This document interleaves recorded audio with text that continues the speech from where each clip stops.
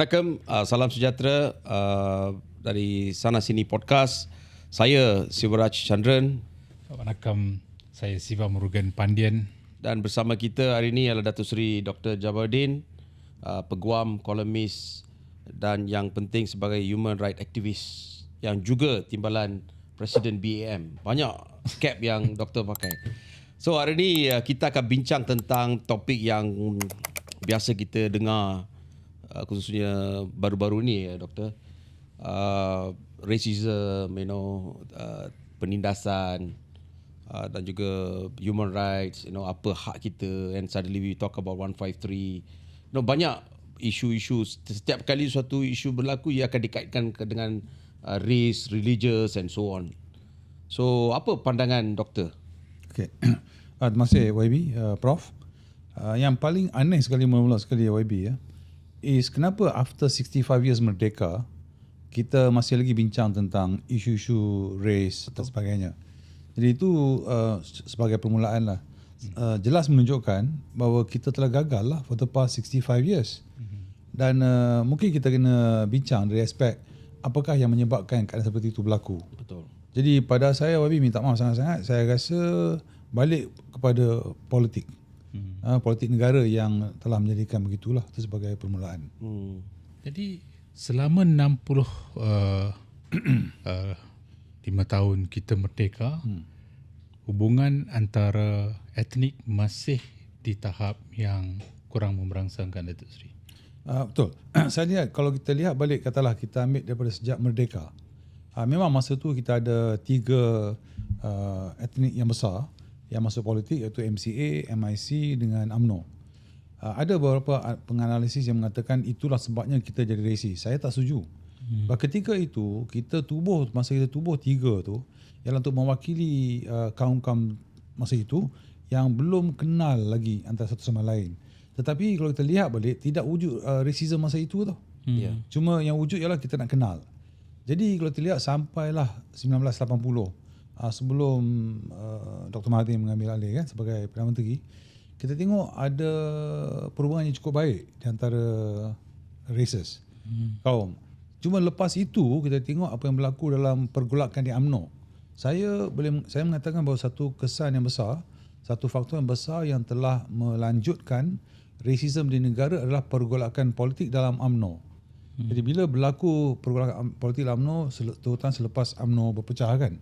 Jadi masing-masing ada 2 parti, Gagasan dan juga UMNO, yang cuba untuk mendapatkan sokongan daripada orang Melayu. Jadi siapa nak jadi bogeyman?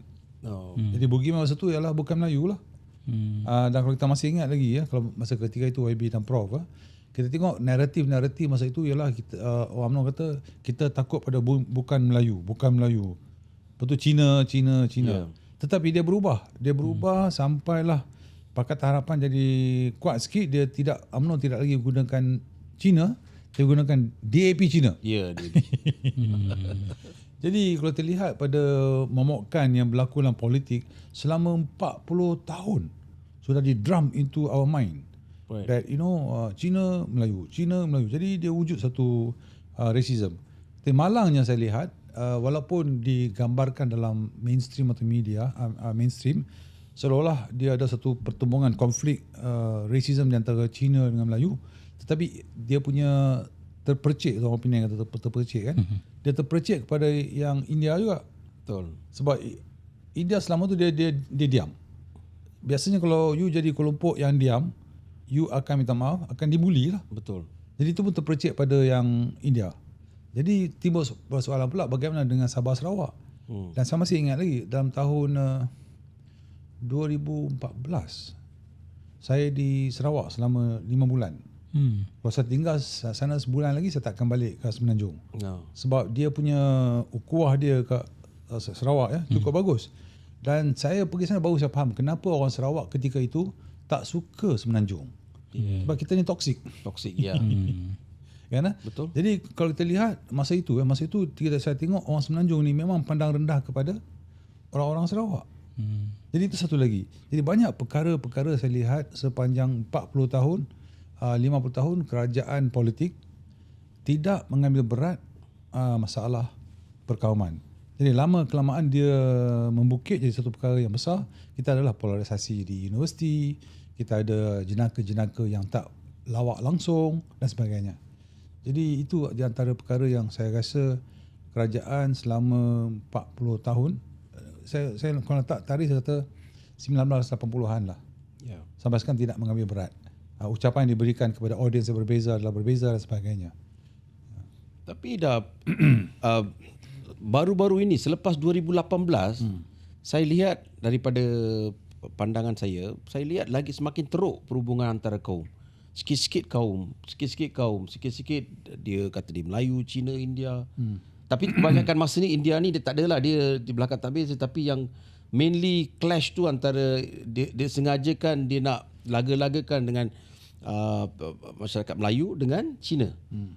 So ini seperti yang doktor kata, mungkin disebabkan ada agenda politik, laba politik. So dia cuba gunakan ini untuk menunjukkan dia ni lebih Melayu daripada Melayu dan lebih melindungi Melayu dan sebagainya. Sebab baru dia boleh dapat undi Melayu dan sebagainya.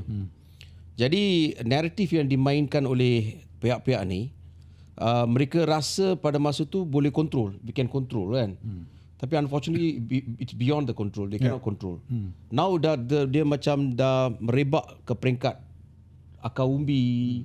Orang biasa dah mula cakap macam tu. And we see sikit accident sikit pun dah macam jadi perkauman dah. Okey, Wawi, kalau sebelum kita lanjutkan lebih jauh lagi, satu perkara yang saya rasa saya terpaksa cakap ialah there is unity in the country. Memang ada perpaduan negara ini. Tapi the point is pada saya ialah there is unity in spite of the politician. Right. Maknanya kita terdapat perpaduan negara ini pada lazimnya, pada amnya, walaupun orang politik bersikap toksik mempergunakan perkauman. Bermaknanya kalau bukan kerana ketahanan rakyat biasa, kita akan jadi a very racist country. Right. Itu yang pertama saya kena bagi tahu.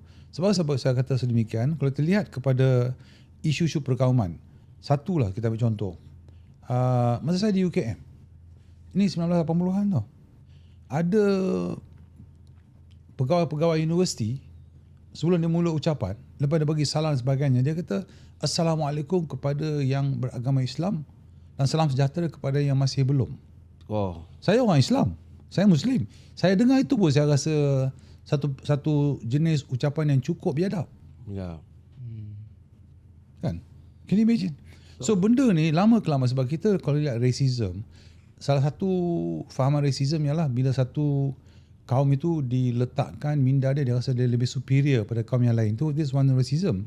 Jadi cuba bayangkan kalau kita bagi kaedah-kaedah macam ni, mesti ada satu kaum ataupun kumpulan yang rasa dia diri dia rendah sikit pada yang lain. Dan optics are very important. Optics very important. Saya juga tanya soalan sedemikian. Apa jadi pada penyanyi-penyanyi Cina yang pandai menyanyi lagu Melayu? Apa jadi pada India, Ellie Cat sebagainya yang pandai menyanyi lagu Ben Melayu? Nathan, banyak. Banyak. Jadi kita tak nampak for the past 40 years mana RTM 1, 2 tidak ada. Jadi saya tanya, takkanlah India dengan China yang pandai menyanyi itu tiba-tiba lupus begitu saja. Betul. Jadi ini perkara yang kita harus bincang dan sebagainya. Cuma saya nak respon pada apa yang YB kata tadi kan. Cuma saya tengok satu perkara yang agak positif yang saya rasa PMX buat lah. Ini perkara yang positif dia buat. Saya tengok sejak adanya polisi 3R, kurang sikit sebenarnya. Dia macam dah reda suppress. sikit. Dah reda sikit. Jadi itu bagus. Sebab kalau tidak, ada seorang orang politik yang cukup senior, nasib baik orang tak ambil dia berat. Dia nak Api-apikan ya. mengapi-apikan ya. Tapi Datuk Seri, adakah disebabkan proses pemodenan yang kita lalui, literasi dalam kalangan masyarakat semakin membesar, itu juga menjadi punca kepada rasisme dan juga ketegangan hubungan antara etnik? Kalau dulu kita katakan tahun 50-an, 60-an, dia tidaklah seburuk seperti apa yang dikatakan sekarang. Walhal sepatutnya bila semakin kadar celik huruf meningkat, literasi meningkat, kita sepatutnya lebih bersifat sederhana. Kita ada ialah 3 nilai yang selalu saya kembangkan, faham, hormat, terima. Ya. Jadi 3 itu seolah-olah semakin luntur. Okay. Sedangkan kadar celik huruf semakin meningkat, tetapi nilai ini seolah-olah terhakis. Terakis, okey. Di sini saya lihat, saya katakan satu ironi lah. Ironi ialah pada amnya kita harapkan tingginya pendidikan, tinggi kewarasan Ya. dan tinggilah evolusi pada peringkat yang lebih baik. Malangnya saya lihat tingginya pendidikan, saya tanya soalan ni nanti dulu. Tingginya pendidikan, apa yang dididik? Siapa yang mendidik? Itu soalan yang sangat penting tau. Sebab dalam politik sebagai contoh YB, kita mengatakan pemuda-pemudilah menjadi bakal pemimpin. Pemimpin negara. Masalahnya kadang-kadang kita jumpa dalam parti-parti politik dan mana-mana pun, pemuda-pemudi ini berfikiran lagi tua pada orang tua tertentu. Sebab orang tua yang resis, dia nak ada warisan dia yang resis juga. Jadi dia pass on the values. Very good point. Jadi ini satu masalah yang besar saya tengok di negara kita ini. Especially the political parties. Jadi dia warisan that kind of mentality tau. Jadi dia berlawanan dengan apa yang kita cerita tadi tentang pendidikan. Dan kalau kita lihat pada tamadun manusia tersendirilah Prof, sepatutnya dulu manusia dari satu kabilah nak jumpa dengan manusia kabilah lain dia takut. Sebab tak kenal. Lama kelamaan dia kenal, dia jadi okey lah. Dia kata kita walaupun berkabilah-kabilah satu daerah, kita jadi bersatu. Yeah. So daerah takut dengan daerah pula. Lama kelamaan daerah pun okey. Negara takut dengan negara pula. Jadi itu berlaku lah. Yeah. Sampai kalau kita lihat tahun 1996, 1995 bila internet became popular.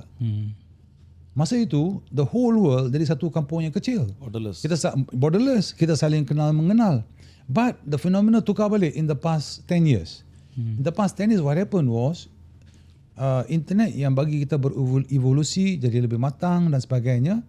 Tetapi orang-orang yang rasis dan sebagainya masuk dalam internet, dia wujudkan kampung dia sendiri. Ya, betul. So it reverses back. Jadi manusia ni kita ni berkembang seolah macam kita progress 3 langkah, kita kembali balik 2 langkah. So that keeps happening. So pada saya ini antara sebab-sebab kenapa di Malaysia ini masih ada perkauman dan sebagainya, dan saya seronoklah baru ni PMX kata kan zero tolerance for racism, dan saya pun zero tolerance for racism. Dan terutama kalau saya cakap sebagai saya, okey, Prof kata kenapa begitu, saya lagi heran kenapa orang Muslim boleh jadi rasis. Ini satu lagi aspek yang penting. Sebab kalau kita lihat di negara ini, satu ketika dulu, mungkin lebih kurang 30-40 tahun yang lalu, PAS tidak pernah bercakap atas dasar bangsa langsung. Tapi PAS for the past 15 years, pada saya lihat dia berselindung di sebalik agama, tetapi dia sebenarnya memperjuangkan asabiah Melayu. Betul. Tapi adakah pertembungan dalam intra-etnik itu yang semakin membesar turut mempengaruhi hubungan inter-etnik?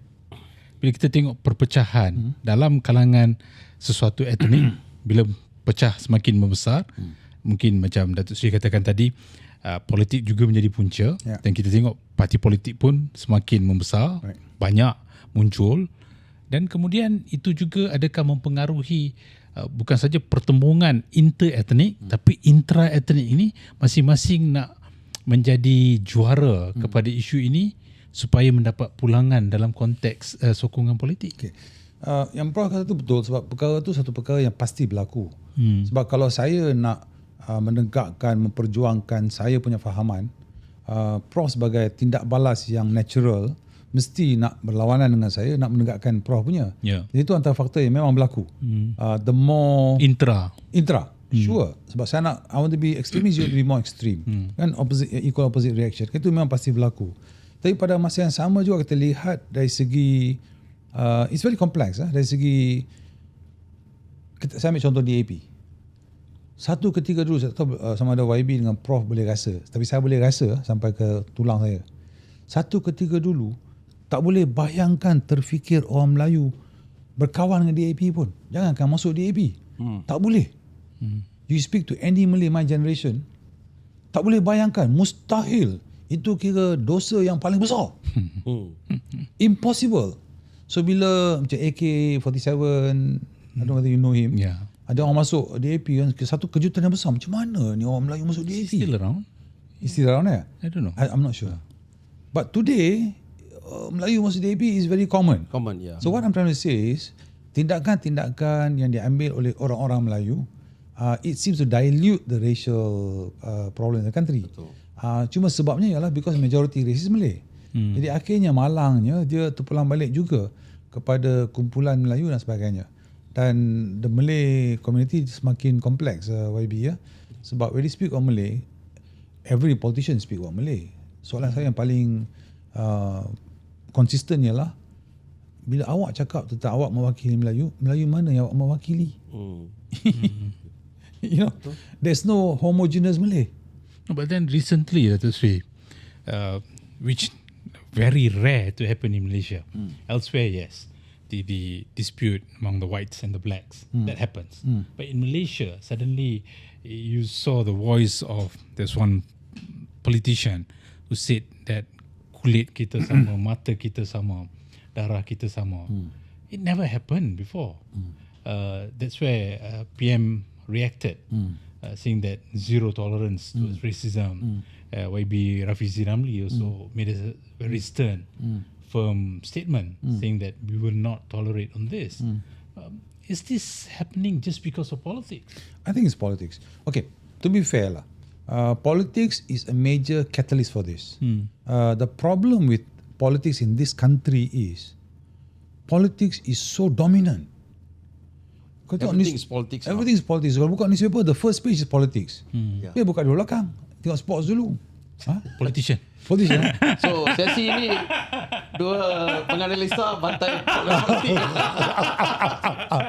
Tapi bukan Bakal-bakal di politik. tapi bukan semua orang politik macam tu. Sana sini ada orang yang baik-baik.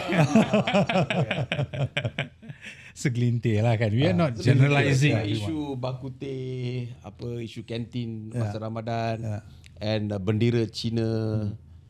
Kita tahu that is an honest mistake sometimes, bukan sengaja, dan benda tu dah memang sengaja dipolitikkan. Yang the first person who politicize this is politician lah. Sebab dia nak tunjuk dia ni hero, dia nak sokongan masyarakat Melayu. Same goes to Indian as well. I tell you, some issues Indians will try to champion and certain politician. Masa dulu saya kata ketua pemuda, I used to do that. Tapi kita tak akan sentuh macam race and macam tu. Tapi isu berkenaan dengan masyarakat. Tapi now we become religious, race. Then we all started to worry where this country is heading actually. And kita nak melihat anak-anak kita, cucu-cucu kita ni tinggal aman damai di negara ini. And terus membangunkan negara ni. Tapi lately with the things that happening, isu bendera Cina, orang Cina ambil bendera. Of course saya pun marah. Tapi we know that shouldn't have taken place, but dah berlaku and kita tahu dia warga negara Cina. Kalau orang kita ambil bendera Cina, then it's wrong. So wrong is wrong lah, but kita tahu penjelasan dah beri dah. Majlis Perbandaran sana dah beri penjelasan, tapi still dipolitikkan saja untuk mewujudkan rasa marah terhadap suatu kaum. Tapi normally tuan doktor, saya lihat ahli politik ni dia buat tu intensi dia satu saja, bukan dia jahat. Dia ni buat nak dapatkan sokongan dan juga perhatian, nak jadi popular leader. Tapi dia lupa perkauman ni beyond his control. Dia api-apikan sini, dia akan merebak macam wildfire, you know. And you cannot control. And kita risau perkara-perkara seperti 1969, benda tu bukan berulang kalau kita terus ikut jejak politik yang mainkan sensasi politik. I'm really worried. And that's why we try to cool down. Okay, you relax dulu, jangan ni. Tapi certain politicians, especially I'm very sad when young politicians doing this. Orang-orang muda yang sepatutnya yang promote perpaduan, you know, mencari titik persamaan dalam perbezaan. That's why I say those young people are the flag bearers, the old people who have the same views. Exactly. But apa yang YB kata tu betul.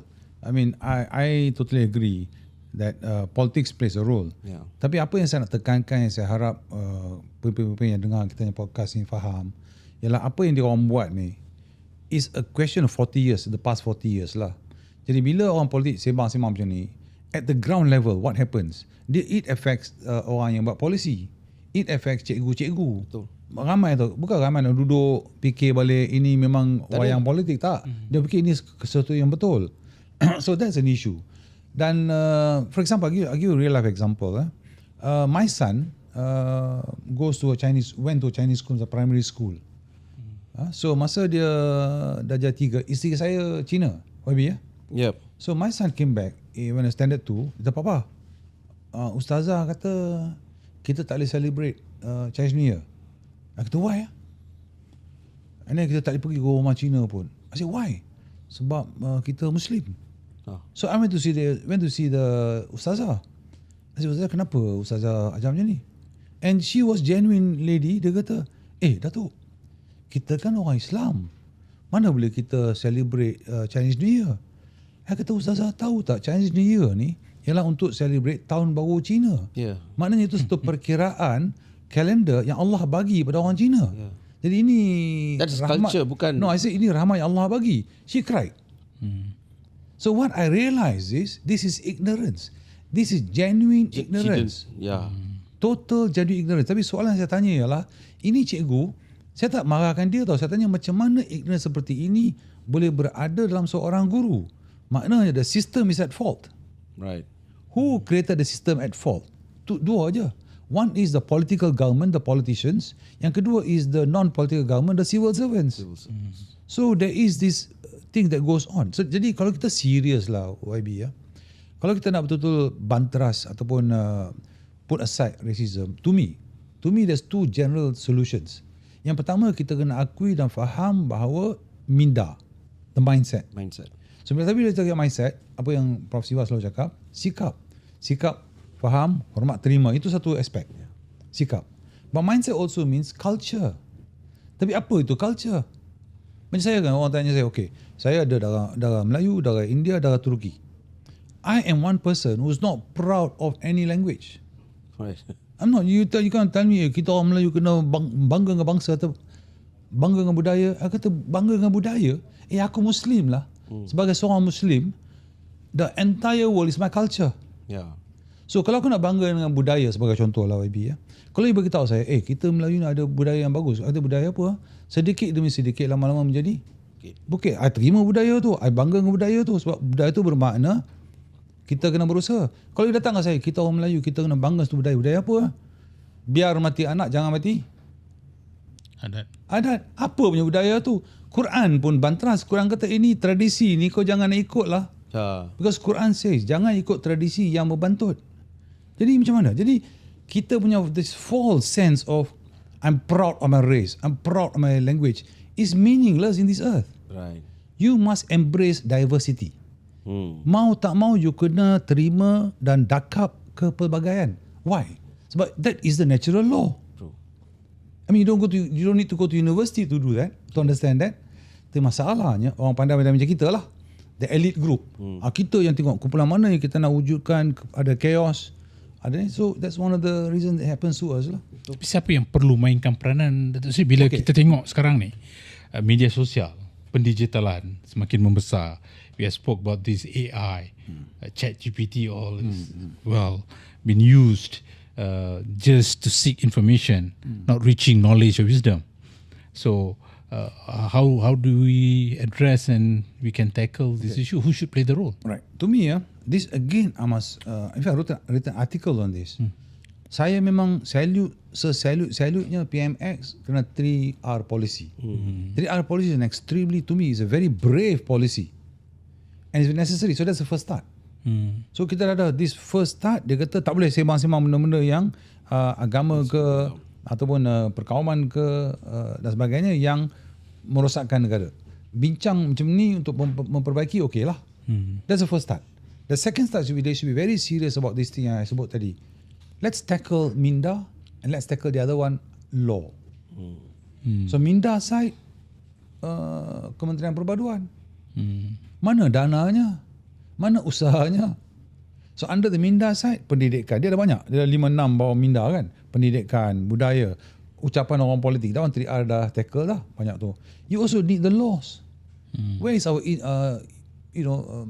interracial act ke? Something of the nature. So tanpa benda-benda macam ni, kita sembang sampai kiamat pun tak akan berlaku lah. Betul. But to me, this is a very, very fundamental. Sebab kita kena buat keputusan. Kita nak atau tidak jadi orang Malaysia. You nak jadi orang India, tak laku. You nak jadi orang Kadazan, tak laku. Kita kena jadi orang Malaysia. What's your definition orang Malaysia? Very simple. Orang Malaysia dia kena orang yang celek perlembagaan. Fahamlah kita. Yeah. 1963 Malaysia telah ditubuh. Jadi minta maaf sangat-sangat ya. Berhentilah memanggil tanah ini tanah Melayu. Berhenti. Dia ada segi Islam pun tak mau bantu. Kau tanya, I kata ni bukan tanah Melayu ke tanah Cina, tanah Allah ni. Anyway, so you have Malaysia. So kembali kepada perlembagaan. Dia ada rakyat. So kamu rakyat, saya rakyat lah. Betul. Dan kita ada 153 juga. 153 is good. 153 yang beri keistimewaan kan. Tapi kita kena faham itu adalah keistimewaan, bukan hak. To me, 153 kalau implemented properly as a Muslim, I kata that's very Islamic. In the sense that kita kena bantu atas dasar mereka yang perlu bantu. Bukan atas dasar kamu Melayu maka kamu berhak 153. Tidak. That was never meant also in the beginning. Kan? So 153 tengok macam mana kamu nak tafsir benda tu. Okay, so that's another area. So nak simpulkan, there must be a seriousness wanting to address this, and politicians must realise kalau negara tak bersatu, you buatlah Twin Tower yang tinggi ke, kereta yang paling best ke, negara tu pasti akan hancur. Betul. So where is that leader in Malaysia yang nak memelesiakan kita semua? What will be the unifying factor, Datuk Seri? Okay, we have to create, ni kita kena berani ya, kita kena wujudkan a Malaysian dream. Apa tu Malaysian dream? Ini dah apa Malaysian dream mah? Saya nak wujudkan negara Islam. Awak tahu ke apa takrif negara Islam? Awak tahu ke? Cakap senang, nak negara Islam. Awak tahu ke negara Islam? Kalau awak salah tafsir apa itu negara Islam, dosa tu. Dia tak faham. So dia siap pula aku nak negara sekular. So we are clashing everywhere. Kan? So kita kena duduk, kita kata apakah the Malaysian dream? Do we all want a job? That's a Malaysian dream. Do we all want good housing? That's a Malaysian dream. True. Do we want our children ada segala opportunity yang possible? That's a Malaysian dream. Kita nak tak orang yang berkebolehan ada peluang pendidikan, ada peluang pekerjaan? That's a Malaysian dream, meritokrasi. Kita nak tak bantu orang yang tak ada keupayaan? That is positive discrimination. You faham? Saya orang yang bukan embrace 100% meritokrasi. Saya pun bukan orang yang embrace 100% tolong. Tapi jangan tolong berdasarkan kabilah. Yeah. Jangan bantu berdasarkan kaum. As a Muslim, I say that's to me lah. Sebagai seorang Muslim, bukan sebagai ulama, saya rasa untuk diri saya itu haram kalau saya buat benda macam tu. Memang haram. Doktor, ni tanya sikit. Baru-baru ni ada court case sampai dibawa ke peringkat mahkamah. Dia kata sekolah vernacular ni harus dihapuskan. Satu, dia kata the main reason was untuk apa dikatakan dia memecah belahkan kita. So I personally we think it's absurd because why sekolah dah berapa tahun, berapa dekad tak pernah kita ada isu seperti yang kita lalui sekarang. So what is your take? Do you think school is one of the reason why kita tak bersatu padu? Beside the political reason. So apa kalau dapat jumpa dengan Menteri Pendidikan, what will be your advice? I'm actually very amazed Wabi that you ask me that question. Because benda ni satu perkara yang memang ganggu saya lah. I'll tell you why. First, reason number one. Saya tanya tau. Kita hidup dunia ni average life span mungkin 75 lah. Kenapakah ada manusia-manusia yang Allah bagi pendidikan, kepandaian, mengambil isu ini dah bawa ke mahkamah? Malangnya yang bawa isu ke mahkamah ni kawan-kawan saya. Kawan-kawan baik saya pula tu. Jadi saya terfikir, apakah yang mendorongkan mereka untuk pergi ke mahkamah? Okey, isu perlembagaan. Iyalah isu perlembagaan. Tapi why? Apakah faedah yang kau dapat satu-satu? Yang keduanya, orang kata vernacular schools ni wujudkan perpecahan. Very sensitive, but I'm going to say, kalau kita lihat kepada Timur Tengah, kita semua tahu Timur Tengah kebanyakannya 90% is Muslims. Bergaduh sampai sekarang. Jadi jelas satu bahasa pun tidak dapat satukan orang Arab. Satu bahasa Arab itu pun tidak dapat satukan orang Arab. Syria, Houthi dan sebagainya bergaduh. Jadi kita kena faham bahawa apa yang menyatukan rakyat atau manusia, bahasa boleh menolong, tapi dia bukan satu perkara yang pasti. Jadi balik pada Malaysia kita lihat, kalau kita bincang tentang secular, it's a very simplistic approach lah. bagaimana dengan sekolah-sekolah agama? Pada saya sebagai seorang Muslim yang saya buat terrorism punya thesis, lagi bahaya. Ni Melayu, tapi Melayu ni pendidikan pondok 100%, sekolah agama 100%, tak pernah bercampur dengan yang bukan Melayu dan tak pernah bercampur dengan Melayu yang bukan macam dia. Dia tengok kamu, dia tak, astaghfirullahalazim, macam mana ni? So you're talking about what? We are creating perpecahan atas perpecahan. Atas perpecahan. Tapi kita ambil so-called low hanging fruits lah. Orang kata low hanging fruits, saya kata kau pakai istilah low hanging fruits, sebenarnya kau minda kau ni malas nak guna minda ni.